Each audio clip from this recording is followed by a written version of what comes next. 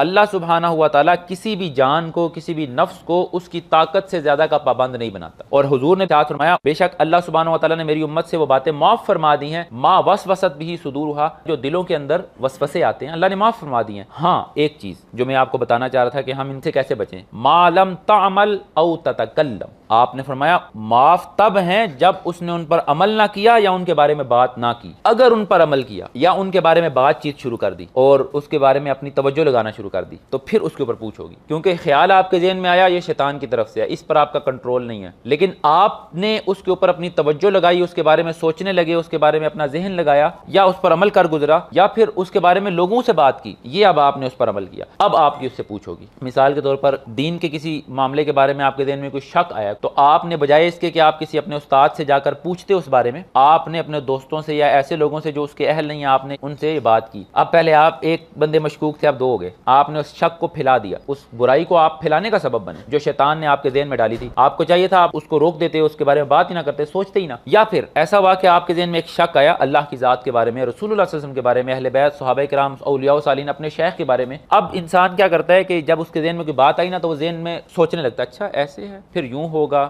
پھر ایسے ہوگا، اور پھر انسان بیٹھا گم ہے اس سوچ میں۔ اب اس بات پر اس کی پکڑ ہوگی، اس کو چاہیے تھا کہ وہ اس کو جھٹک دیتا، توجہ کسی اور کام میں لگانے کی کوشش کریں، ٹھیک ہے۔